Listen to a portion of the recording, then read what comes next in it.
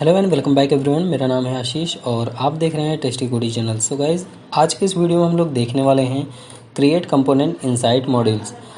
कोई भी component create करेंगे, वो भी कोई भी मॉड्यूल्स के अंदर।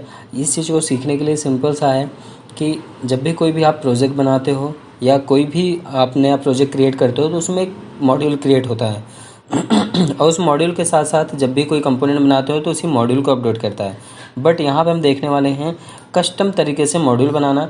कोई भी कंपोनेंट बनाएंगे एक मॉड्यूल के अंदर और उसी मॉड्यूल को हम कॉल कराएंगे अपने फ्रंट पेज पे। तो बेसिकली थोड़ा सा कॉम्प्लिकेटेड लग रहा होगा, लेकिन ये इम्पॉर्टेंट इतना है कि जब भी आप लेजी लोडिंग करते हैं तो उस केस में बहुत हेल्पफुल होता है। तो चलो सबसे पहले तो हम ये देख लेते हैं कि अभी तक हमने सीखा क्या क्या है। तो यहाँ पर इन सारे पॉइंट को हमने कवर कर लिया है, जो जो भी रेड कलर से पॉइंट है। सपोज़ आपको मैं रफली बता देता हूँ। Overview and concept, installation, file and folder, where we write code, how to create component manually and Angular CLI, pass value from TypeScript to HTML. और ये वाला वीडियो थोड़ा ज़्यादा लंबा था और इसमें सिर्फ और सिर्फ इंटरपोलेशन को बताया हूँ, कितने तरीके से इंटरपोलेशन, कितने तरीके से टाइप स्क्रिप्ट से एचटीएमएल पे डेटा ट्रांसफ़र किया जा सकता है, वो सारे स्टेप्स बता चुके हैं। अगर वीडियो नहीं मिला तो आपको आई बटन मिल जाएगा, देख सकते हैं। तो ये सारे पॉइंट्स कवर कर रखे हैं। आज के इस वीडियो में हम देखेंगे क्रिएट कंपोनेंट इनसाइड मॉड्यूल, जैसा कि आपको थंबनेल में दिखा है।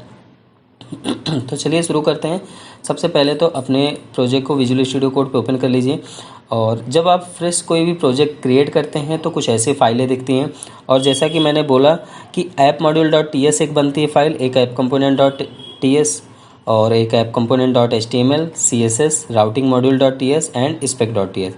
तो बेसिकली हम आज एक नया मॉड्यूल क्रिएट करेंगे, उस मॉड्यूल के अंदर कंपोनेंट बनाएंगे और देखेंगे क्या होता है और किस तरीके से ये वर्क करता है। अगर आप जब बहुत ज़्यादा बड़ा प्रोजेक्ट बनाते हो तो उस केस में हर कंपोनेंट का अपना अलग मॉड्यूल बनाना पड़ता है और उस मॉड्यूल वाइज से उसको रन कराना पड़ता है। इससे क्या होता है, हमारा प्रोजेक्ट का जो हैवी वेट होता है वो लाइट वेट हो जाता है और आपका एप्लीकेशन बहुत बूस्ट करता है, बहुत तेज़ चलता है। तो इस पर्पज़ से इस तरीके से प्रोजेक्ट बनाए जाते हैं। तो चलिए सबसे पहले तो हम इसे सीखते हैं कि कैसे बनाया जाएगा। सबसे पहले हम मॉड्यूल क्रिएट करना सीखेंगे। मॉड्यूल क्रिएट करने के लिए आपको करना क्या है, सिंपली टर्मिनल पे आना है। जहाँ भी आपका प्रोजेक्ट का पाथ होगा उस प्रोजेक्ट के पाथ के टर्मिनल पे आ जाओ और यहाँ पे एक सिंपली कमांड फायर करो, ng for generate, m for module और यहाँ मॉड्यूल नेम। तो सपोज मैं यहाँ पे यूजर्स मॉड्यूल देता हूँ, एक यूजर्स नाम का मॉड्यूल बनाता हूँ। इसके अंदर मैं लॉगिन, रजिस्ट्रेशन, प्रोफाइल, 3 कंपोनेंट बनाऊंगा, तीनों कंपोनेंट को फ्रंट पे कॉल करने के लिए। ठीक है, तो फिलहाल तो यहाँ पे हमारा देखो यूज़र मॉड्यूल क्रिएट हो चुका है। मॉड्यूल क्रिएट होने के साथ साथ मैं आपको बता देता हूँ कि यहाँ पे ऐप के अंदर यूज़र्स नाम का एक फ़ोल्डर बनाया है। फ़ोल्डर के अंदर user dot module dot T S file बनी है। चलिए इसको देख लेते हैं। तो यहाँ पर आते हैं, देखो यूज़र्स नाम का फ़ोल्डर बन गया है और इसके अंदर हमारे यूजर्स मॉड्यूल नाम की फ़ाइल बन चुकी है। आप इसको जब ओपन करके देखोगे तो बिल्कुल सिमिलर वैसे ही इसमें कोड लिखे हैं जैसे app module dot T S पे हैं। देखो दोनों को मैं ओपन कर देता हूँ। यहाँ पर मैंने ओपन किया तो यहाँ पे इतनी सारी फाइलें हैं, जहाँ पे ऐप राउटिंग मॉड्यूल है, ब्राउज़र मॉड्यूल है, बाकी सारी की सारी फाइलें आपको यहाँ यूज़र मॉड्यूल पे भी मिल जाएगी। ठीक है, तो यहाँ पर भी एक्सपोर्ट किया गया है क्लास, इंपोर्ट एरे है, डिक्लेरेशन है, एनजी मॉड्यूल है और यहाँ पे भी मॉड्यूल का जो नेसेसरी लाइब्रेरीज़ हैं वो इंपोर्ट हुए हैं। ठीक है, तो अब हम बात करते हैं इसके अंदर कोई कंपोनेंट बनाते हैं तो उसको हम कैसे कॉल करेंगे फ्रंट एप्लीकेशन पे, मतलब यूज़र को फ्रंट पे दिखाने के लिए कि हमारा ऐप कंपोनेंट भी चलता रहे और इस यूज़र मॉड्यूल का भी कंपोनेंट रन होता रहे। तो उस केस के लिए करना क्या है, आपको सिंपली एक और कंपोनेंट हम बना के दिखाते हैं आपको। यहाँ पे टाइप करेंगे ng for generate, c for component और यहाँ पे जो भी कंपोनेंट बनाएंगे हम इस यूजर्स नाम के फ़ोल्डर के अंदर बनाएंगे। तो यूजर स्लैश लॉगिन, जैसे ही ये कमांड हिट करेंगे अब क्या करेगा, यूजर्स नाम का जो फोल्डर है उसके अंदर एक लॉगिन नाम का कंपोनेंट बनाएगा जिसके अंदर 4 फाइलें क्रिएट होगी। बेसिकली 4 फाइलें क्रिएट वही होती हैं जो नेसेसरी है, HTML, spec.ts, ts and css। तो देखो ये चारों फाइल क्रिएट तो हो चुकी, साथ ही साथ देखो यहाँ पर user dot module dot T S को अपडेट कर दिया है इसने। चलो एक कंपोनेंट और बना देते हैं इसी में, रजिस्टर नाम का। तो मैं यहाँ पे देता हूँ रजिस्टर, एंटर कर दिया।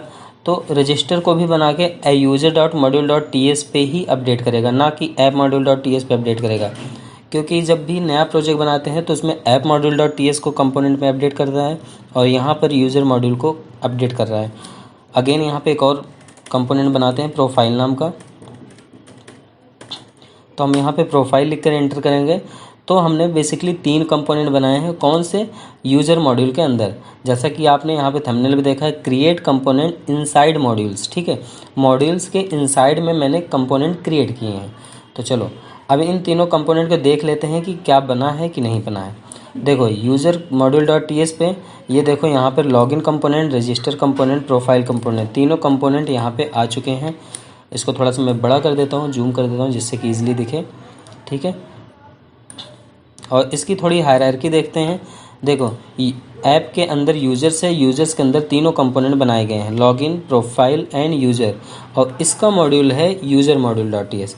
इसी के अंदर तीनों कंपोनेंट आ चुके हैं। अब बात आती है कि इन तीनों कंपोनेंट बन तो चुके हैं, पर इसको हमें एक्सपोर्ट करना है। तो एक्सपोर्ट करने के लिए आपको करना क्या होगा, सिंपल सा, यहाँ पे कॉमा ऐड करो और यहाँ पे एक क्लास एक्सपोर्ट कर लो, एक्सपोर्ट क्लास, जो कि आप लोग जानते होंगे अगर जावास्क्रिप्ट पढ़े हैं तो।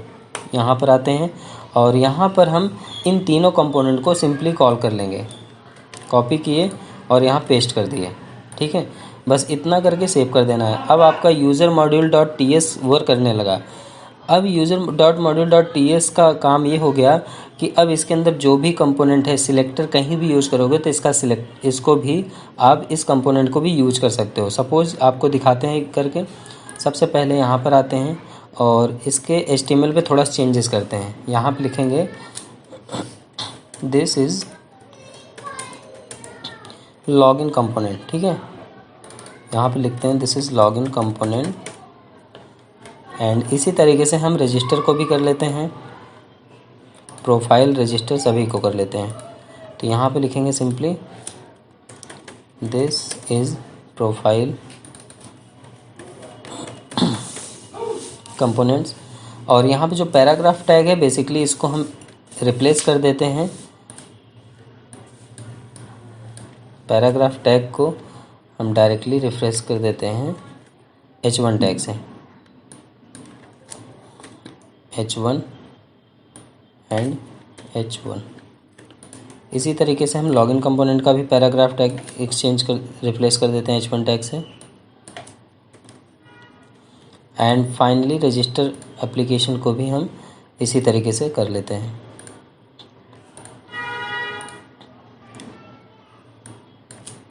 अब इन तीनों कंपोनेंट का काम ये है कि ये वर्क तो करेंगे लेकिन यूज़र मॉड्यूल के थ्रू करेंगे, ठीक है।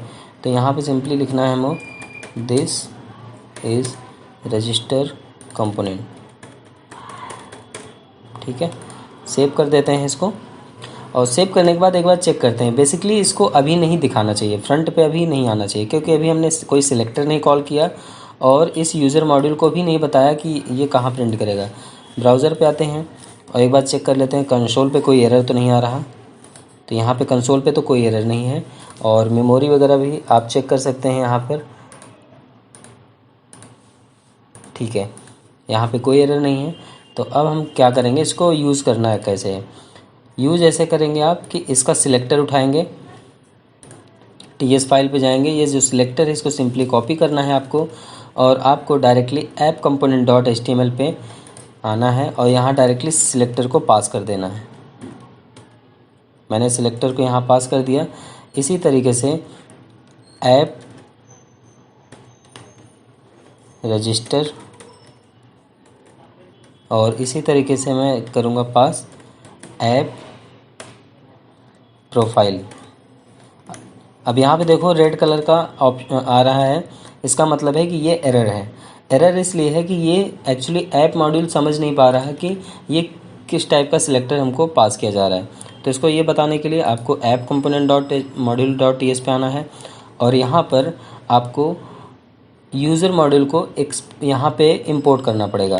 तो इंपोर्ट करने के लिए आपको सिंपली यहाँ पर आना है और यूज़र,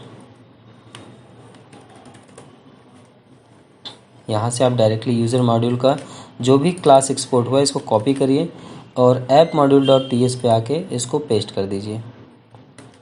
पेस्ट करने के बाद अब यहाँ पे क्विकली ऑटोमेटिकली इंपोर्ट हो जाएगा टॉप पर। अब देखो जैसे इसको इंपोर्ट करोगे, देखो HTML का भी एरर दूर हो गया। और अब ये ऐप मॉड्यूल को पता चल गया कि अब हमारे अंदर एक और मॉड्यूल बना है, सब मॉड्यूल, जिसका नाम है यूज़र मॉड्यूल।